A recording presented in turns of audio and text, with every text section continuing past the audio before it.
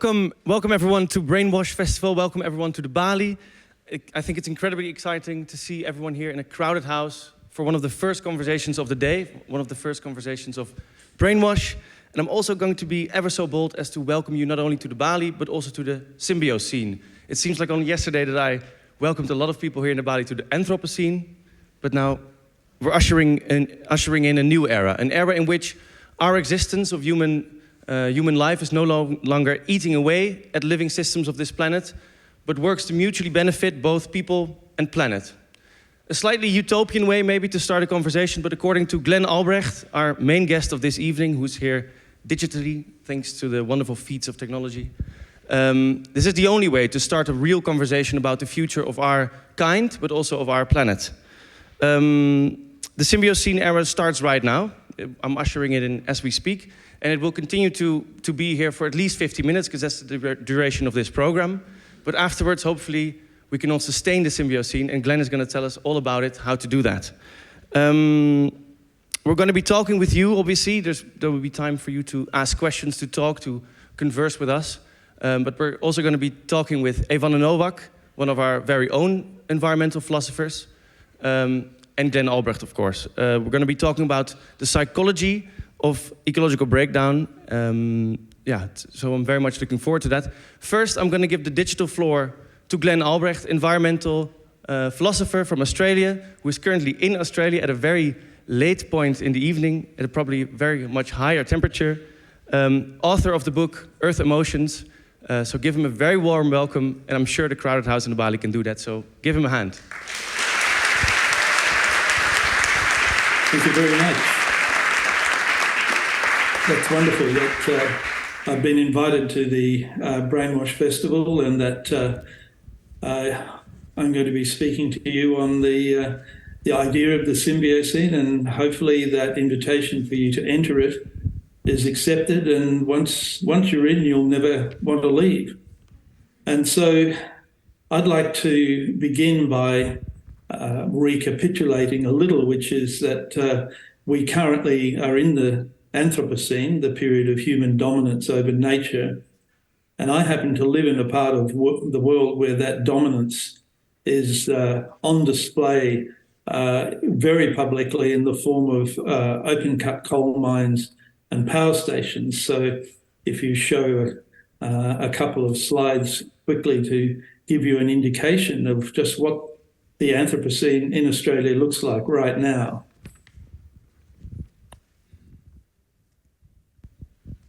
So are you able to transition to those slides?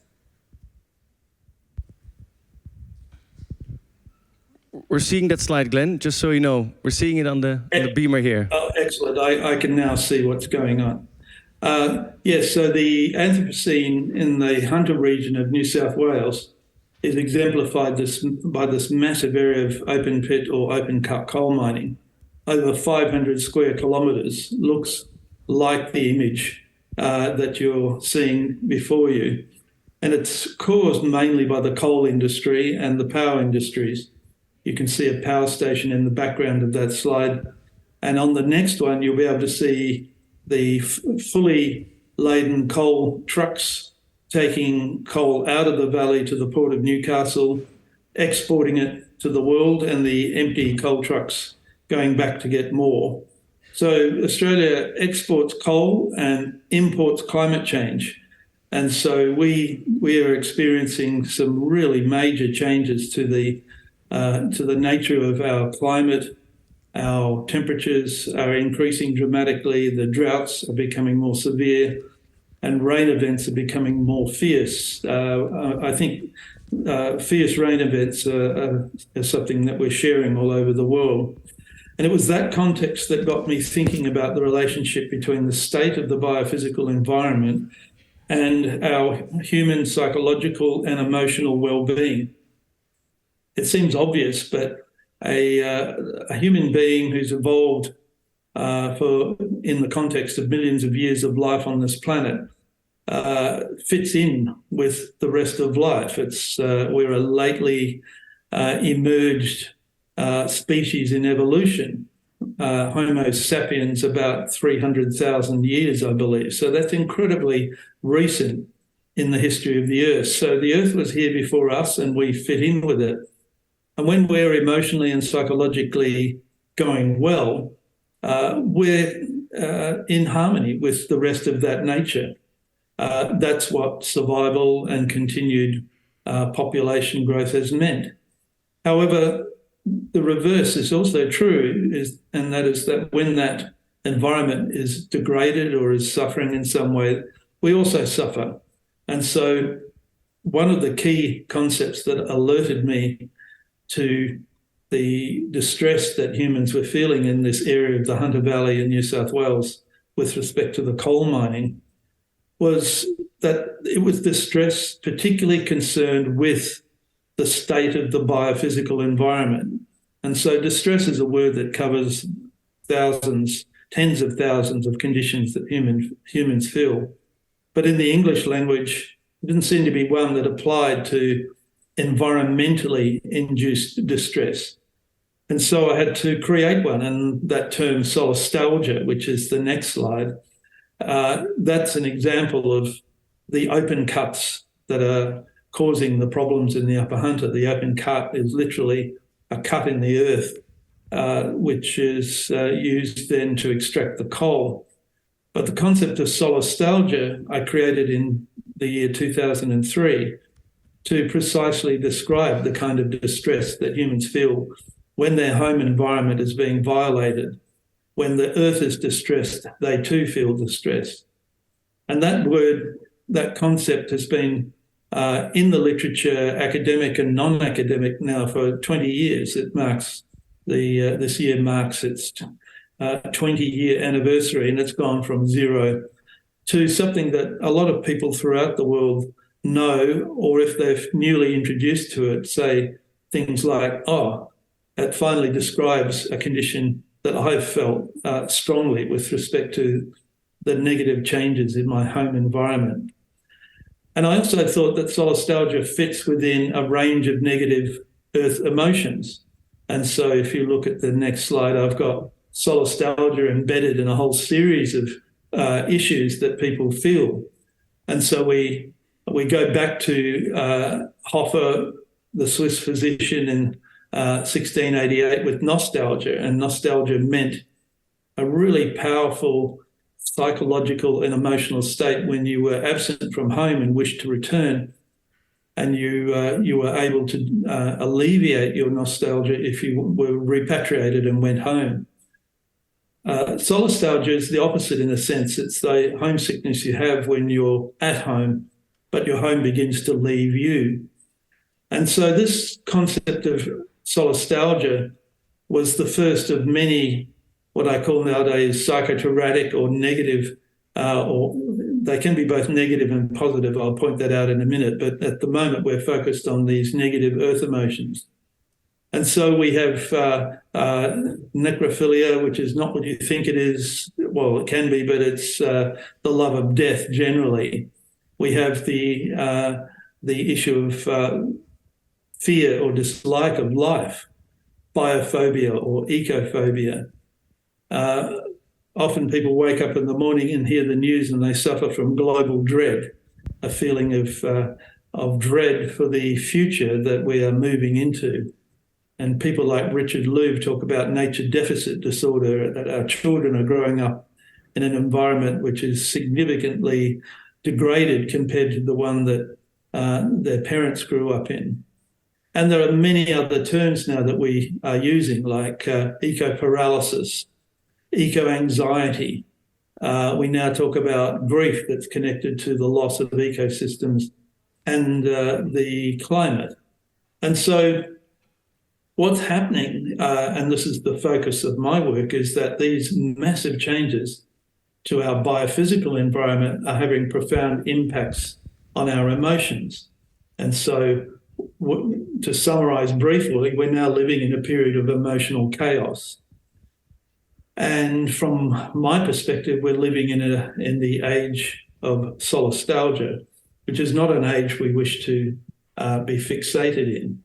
And so a lot of the literature that we have is focused on the fact that we're in the Anthropocene, we're in chaos or collapse, and that there's nothing we can do about it. And in particular, those that say we can do something about it tend to be technologically focused, scientifically focused, and certainly not paying attention to the role of human emotions in any possible change that might take place. So I write about exiting the Anthropocene, and so there have been many attempts to do this, and I don't have time tonight to go through them. But in other words, we've moved from an environmental focus, we've tried sustainability, we've introduced ecological thinking in the hope that that might shift us. We've also going through phases of relying on traditional environmental culture and the way it, when mixed with science, might be able to help us. We're toying with ideas of the circular economy and donut economics. And we've also got the idea that catastrophe is actually going to change everything. And that's probably the one that's most likely to be true. Where people differ is whether they see catastrophe as a good thing or a bad thing. So with respect to our emotions, I'm going to introduce you to what I call the new symbiotic paradigm, or the NSP. And the next slide attempts to summarize that this period will be a time when our culture and technology symbiotically link to the structure and processes of all life systems that we are a part of at all scales. Now, that's a fairly tall order, and I'm hoping that you will know a little about the idea of symbiosis. It generally means living together for mutual benefit. And so we have a history of this term, which I think is the basis of our potential revolution from the Anthropocene to the Symbiocene. So the symbiosis comes from the Greek for living together or companionship. And I hope the next slide will give you a quick summary of the history of symbiosis. It connotes a special relationship between unlike parties to a relationship that they have in common. And the Greeks applied it to both human and non-human contexts. The scientific history of the idea of symbiosis was first started by the Greeks describing the kinds of relationships that existed with between a fan shell and a little crab that would help the fan shell trap fish inside its shell. They also noted that there was an Egyptian plover that worked with crocodiles. It got food, and in return the crocodile had its teeth cleaned and had parasites and other pests removed. So that symbiosis in the biological sense was then matched by a discussion by the Greeks of the meaning of symbiosis within human habitation, and it generally meant social integration. It meant communion or commerce, where commerce sometimes meant sexual intercourse and marriage. And the first use of the term symbiosis in English that I know of was in a book on commerce in England in 1622, where the public symbiosis meant a description of the common interests of people, a pretty early definition of the commons. And so I'm beginning to see that symbiosis is the foundation of a true revolution in the way humans can live. The symbiotic revolution changes everything. And I have a summary that says that our sense of identity must change. Under the knowledge that we now have a symbiosis, we are not what we think we were. We are not single isolated egos in a single isolated body belonging to a single isolated species. We are what Lynn Margulis called holobionts, or multiple species in the same time and place. We are needing our emotional compass shifted from a focus on individuals and individualism to a refocusing of what the Greeks called symbiosis.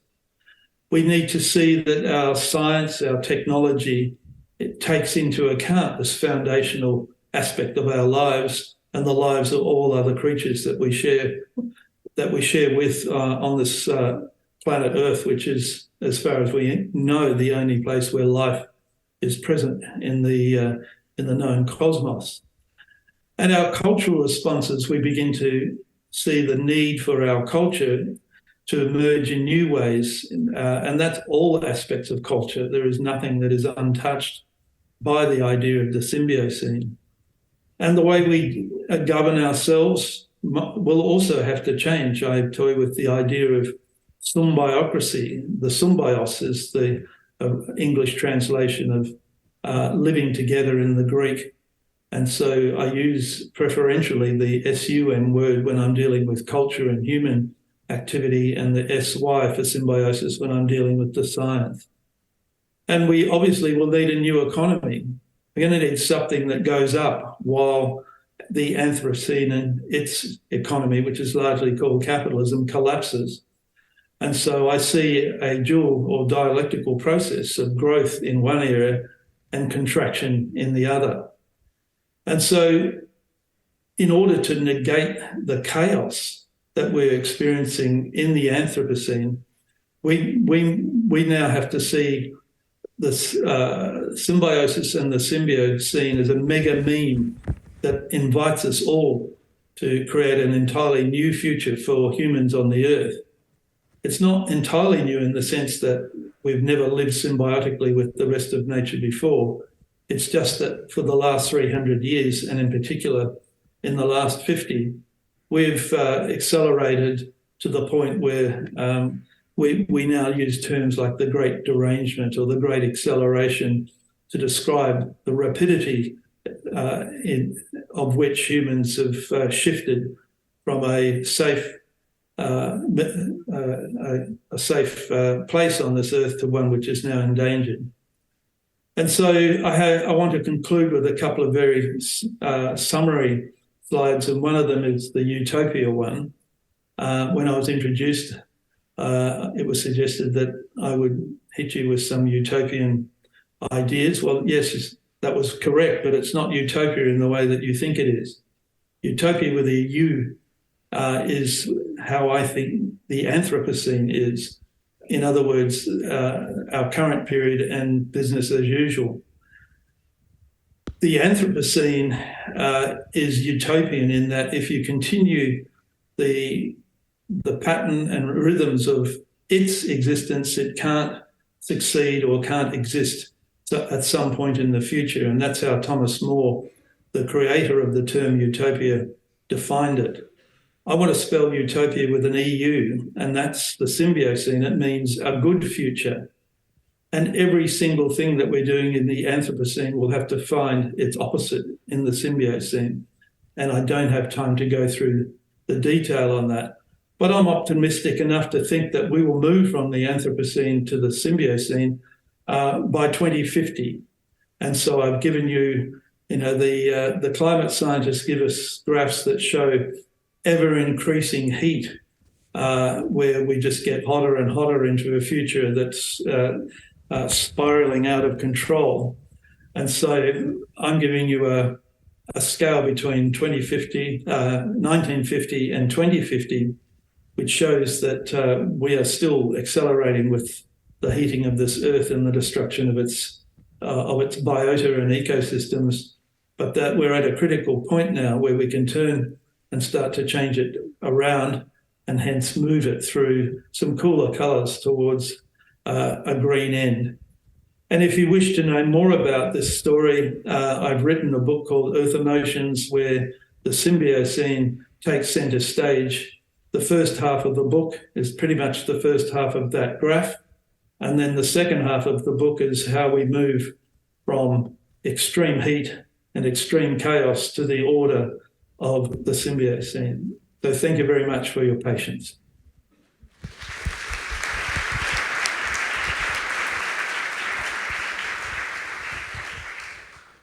Thank you ever so much, Glenn, for that wonderful talk, very enlightening talk. And for the full lexicon, I do really recommend reading the book Earth Emotions that I'm going to hold up in a minute. For now, I'm going to introduce to you Evanne Nowak, a colleague program maker in a sense, also curator and moderator. Please come forward and give her a warm hand.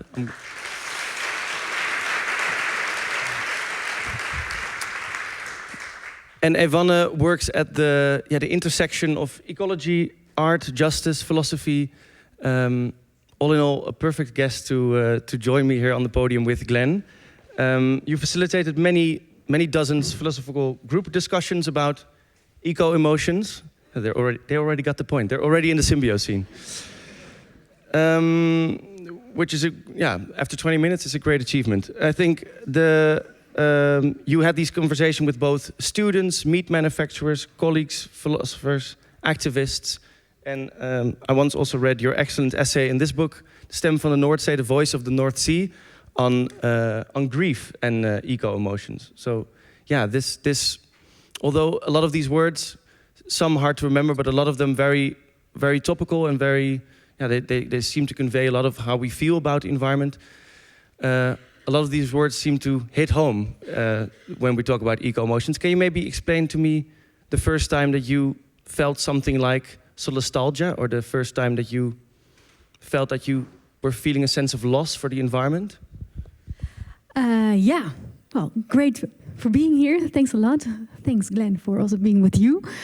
Well, for me, it really is a while back. I'm now 35, but when I was 19, I went to the Arctic as a youth ambassador for WWF. And then I had to be this hopeful young climate ambassador to the UN. And I was 19, but I was totally overwhelmed by the climate. And for a couple of years, I was fully into activism. But then the Climate UN Summit in Copenhagen failed, and in a way, I just couldn't cope with it anymore, and I dropped the issue. So for a couple of years, I was really into activism, but I couldn't deal with the emotional burden anymore, and I dropped it. And when I was studying later, like humanistic counseling, I was asked to graduate with a research on an existential question that was really hitting me. And I was like, well, that's the climate, but there was like no literature on the climate as an existential crisis. Yeah.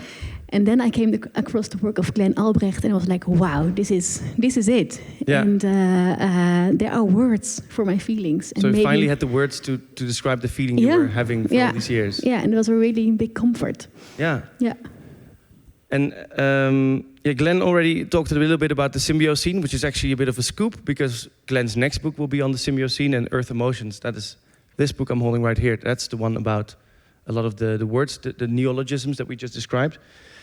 He said that the symbiosine is a bit of a tall order, but he was also optimistic. And I want to for the next couple of minutes, because we only have brief time here together, see if we can reject the emotions that lead to inaction and maybe accept a lot of the emotions that will lead to action. And so first, I wanted to ask you, what did you pick up from Glenn's speech that might help you to overcome this dreadful feeling and maybe activate you to take action?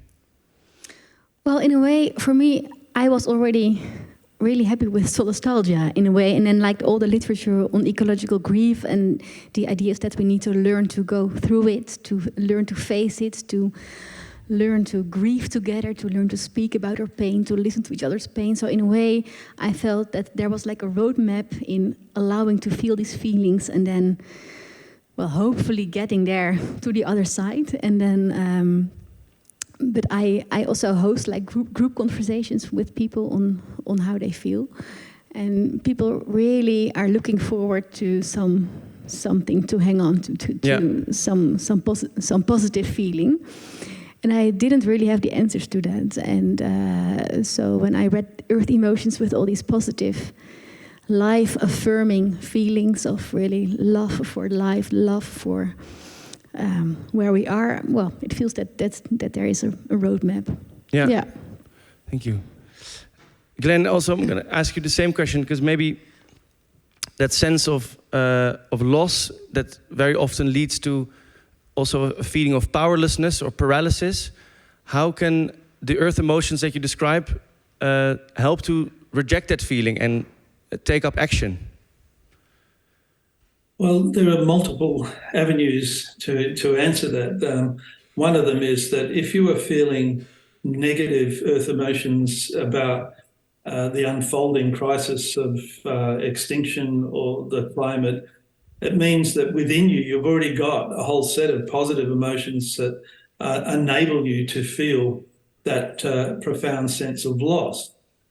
Now, you can, as was just suggested, you can work through that loss, whether it's grief or something else, in order to come to the other side, which is that positive one that's already within you, and then work with other people to get rid of that which is causing the problem. So fighting climate change in Australia, fighting the continuation of coal mining or the opening of new coal mines is one way of addressing that problem.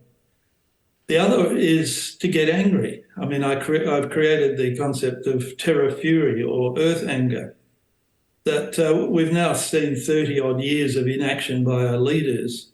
And one of the appropriate emotional responses that we have now is the emotion of anger. And this is not throwing rocks through windows. This is a constructive anger where we actually confront those that are trying to stop the transition from the Anthropocene to the Symbiocene. So there's a whole lot of work that we have to do, and the shift in language from the negative to the positive is being actively opposed by those that just want the world to stay in their own image, which is an image of extraction, an image of exploitation, and an image of caring nothing about the rest of life. So there seems to be a market even for the negative or the apocalyptic.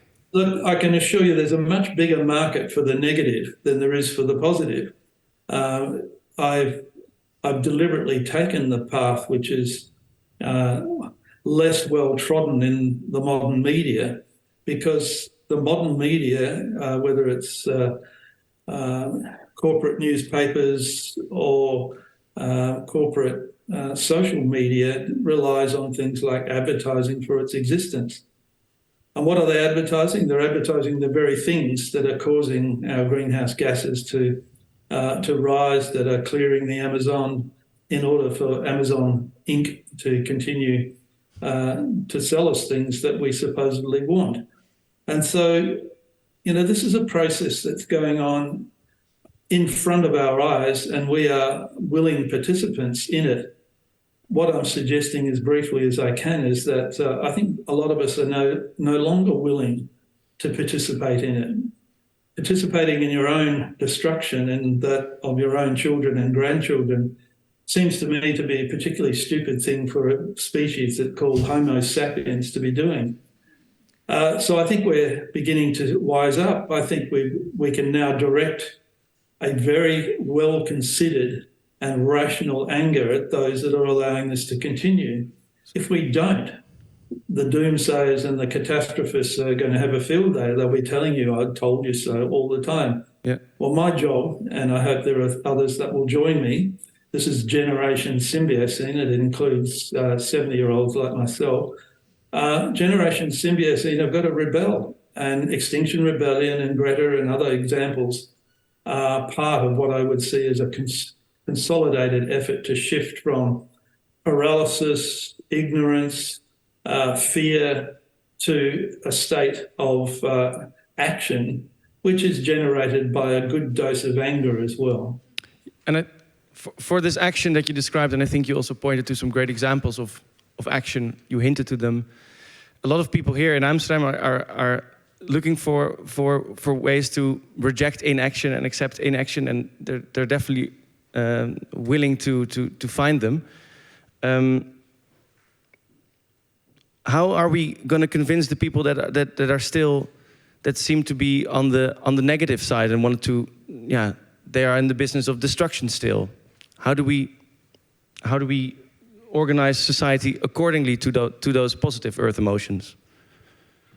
Well, I think there are multiple ways that enlightenment, if you like, will come to us. One of them is too late, because the collapse will be on top of us. And most of you know that there is a lag effect, which our climate will continue to change well into the future, even if we stopped polluting greenhouse gases tomorrow. So we've got a huge task to cope with the change that we have imposed already. But I think people are beginning to see the world over that their participation in a system that's destroying their own foundations is irrational.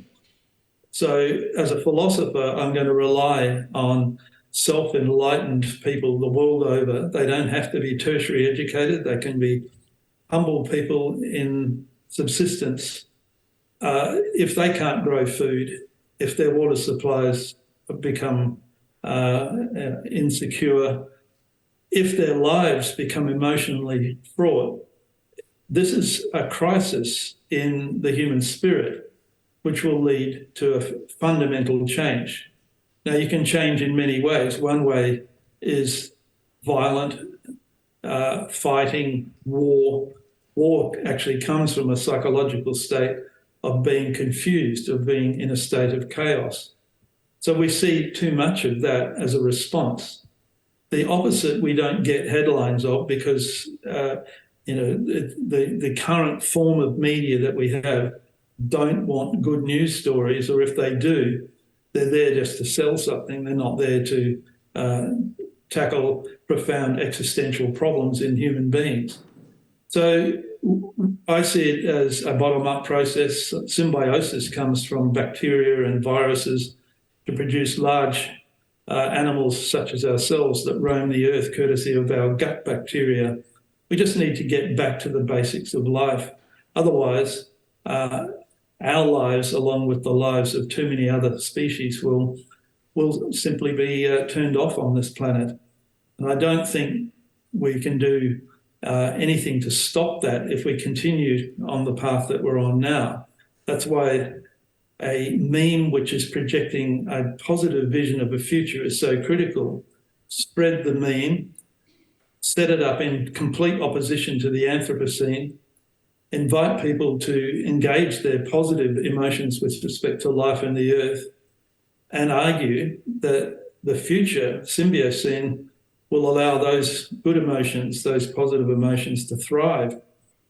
Allow the Anthropocene another decade, and I have another word which I call muicide, which is the death of our emotions. I won't go into the etymology of it, but I can see that both positive and negative emotions are being wiped out in a world of automatons and artificial intelligence taking over the role of humanity in its practical or praxis sense. Yeah. So the answer to your question, which I probably have skirted around, is that it has to be an emotional revolution first, and if that doesn't work, I have a section in the chapter on Generation Symbiocene where I talk about the need for people of goodwill to take on the forces which are destroying them and their lives of their culture and their children and grandchildren, and it will become violent.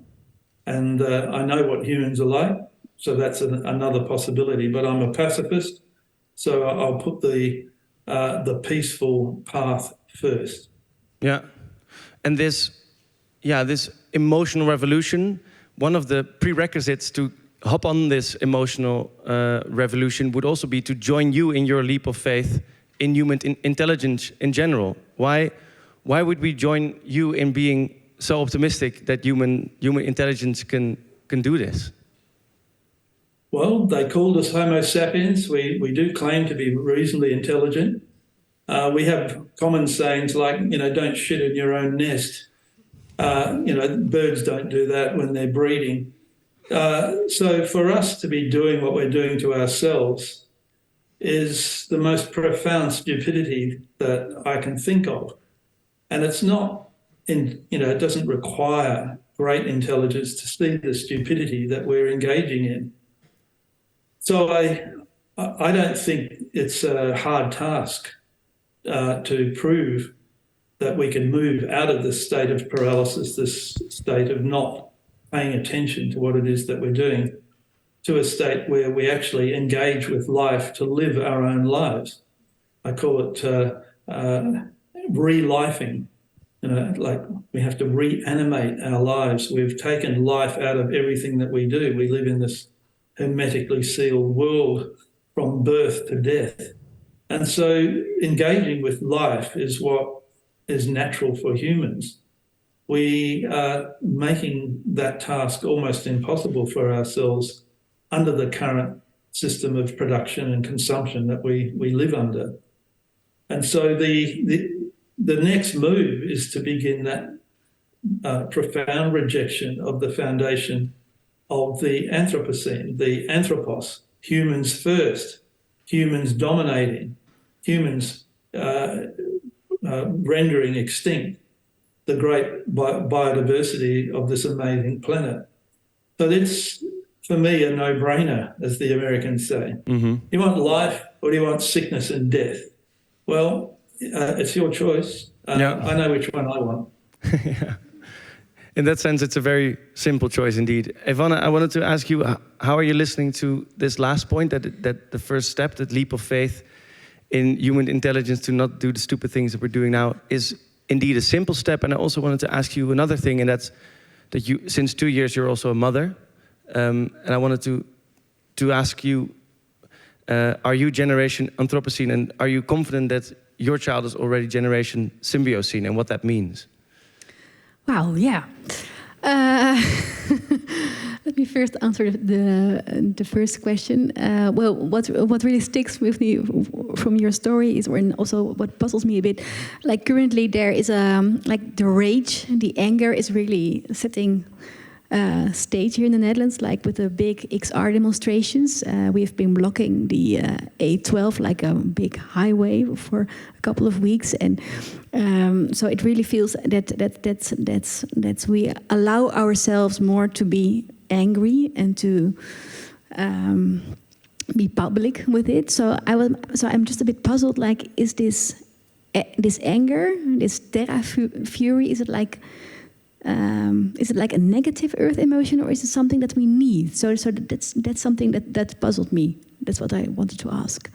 Then I will come back to your story about motherhood. Yeah. So terra fury, earth anger. Yeah. I tried to highlight that it is a constructive form of anger, not one which is essentially destructive. But earth anger is being expressed with street demonstrations, with a whole range of cultural and artistic responses to what is going on the planet. Video art, conventional art, drama, theatre, poetry. There are so many forms that anger can take, and they can be very constructive. Yeah. The artists are usually way ahead of other people, and the artists, the community at Raigad, for example, they're a fantastic example of the Symbiocene in action, because they haven't left the counterculture of the 1970s, so they're right up there in the front of it all.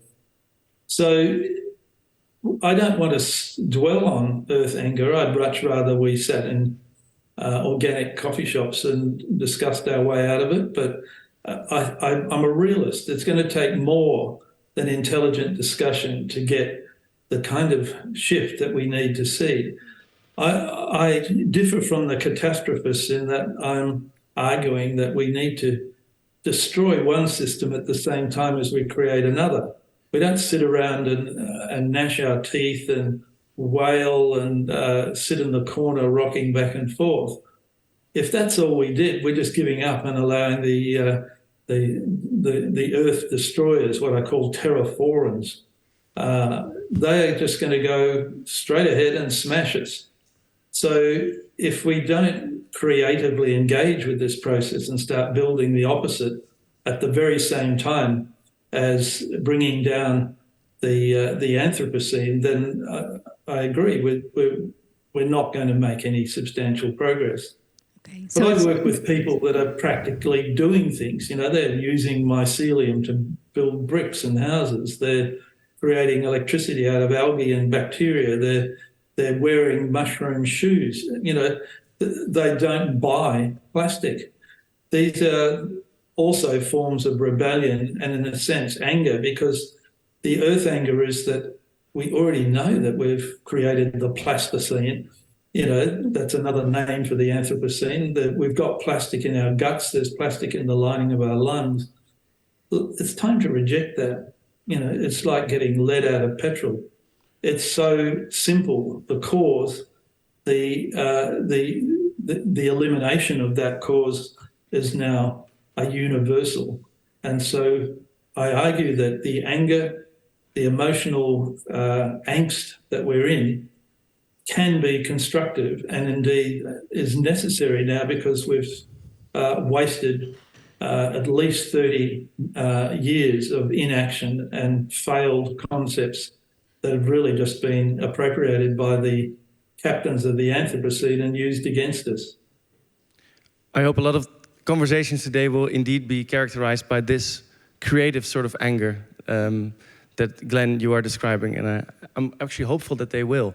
At this stage, I'm also wondering if there's any, in the audience, any hands that are going up, questions that we have for Glenn or Evanne. Because feel free to join in on the conversation. There's one hand in the back. I have a colleague here with a microphone.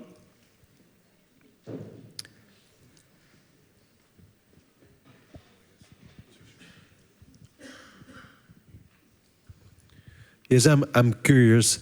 How many people on Earth have been diagnosed with solastalgia? How many people on Earth have solastalgia? Are suffering from? You would like me to answer that, would you? Hard statistics, please.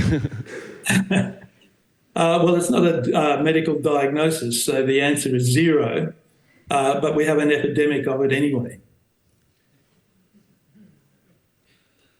Are you a question here? Well, thanks for your talk and for the interview as well. I have a question now that we are going to enter the Symbiocene, and you say first we have to make an emotional jump.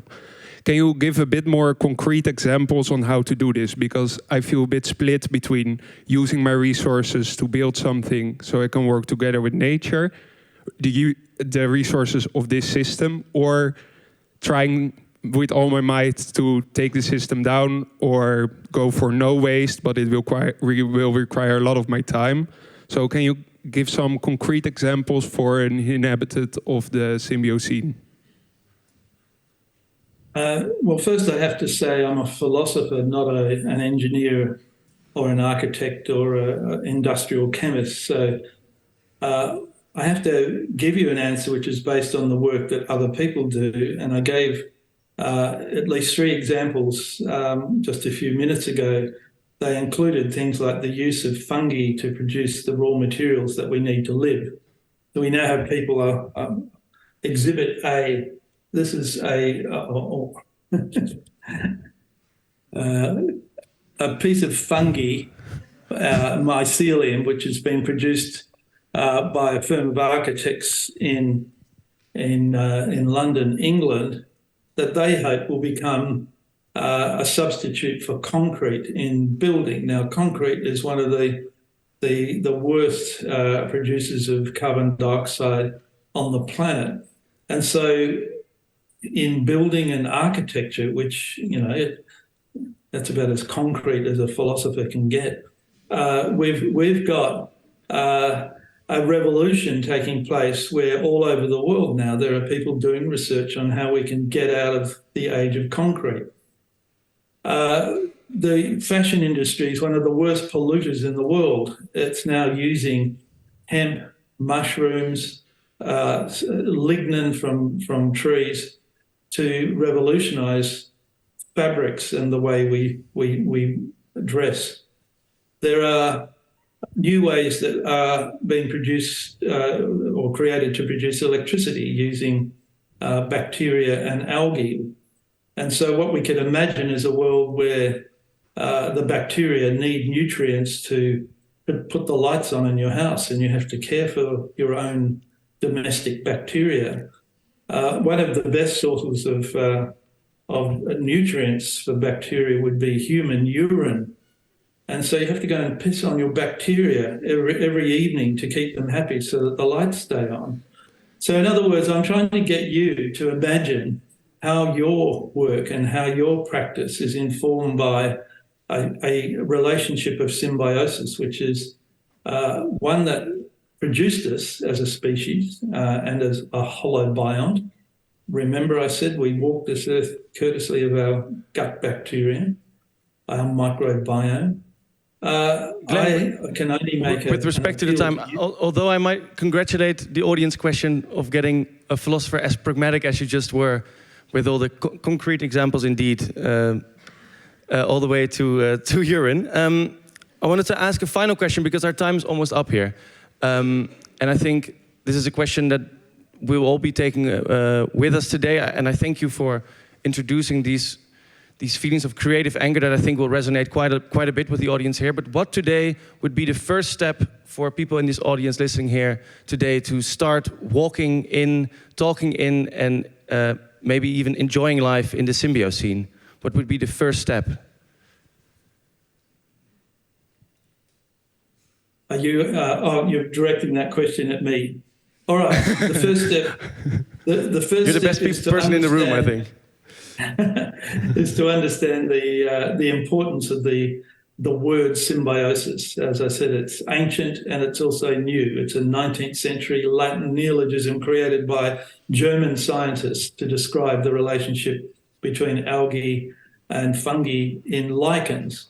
And it's been used by social thinkers in the 20th century and now the 21st century, and it's becoming more an idea that is that we can see its revolutionary potential because it's the very opposite of the foundations, the ideological foundations of the Anthropocene. And so science, rationality, and emotion all come together for a projected Symbiocene. Now, in other words, that point about utopia versus utopia, once you're in the Symbiocene, not only is it a very nice feeling, certainly the opposite of feeling completely traumatized by the Anthropocene, it enables you to work indefinitely. Its creativity is endless. It gives your children something to be educated about.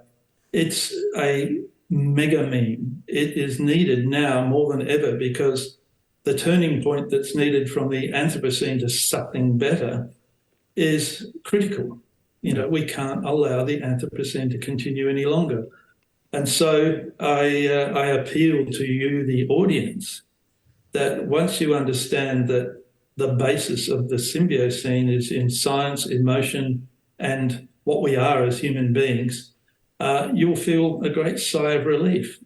We can finally be what we are meant to be, instead of some fabricated AI being that we were never intended to be in the first place. Thank you, Glenn. So in other words, welcome to the Symbiocene. Welcome, you're all in. Thank you, Glenn, ever so much for that closing appeal. I think also the way in which you appeal to the use of art, culture, science, creativity to feel this anger and to use it in a positive way for the earth and for ourselves. Don't be fixated on anger. Thank you so much.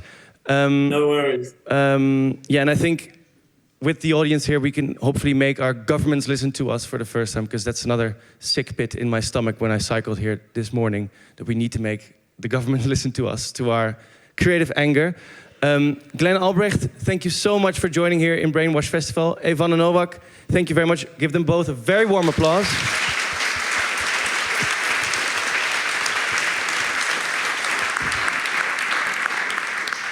And before you leave, I'm obviously going to point you to the many delights that Brainwash Festival has to offer. So please go listen to Gaia Vince if you're interested on the effects of climate change on society. Go visit the book market. My name is Kees Foekema. Thank you very much. Have a good day. Thank you.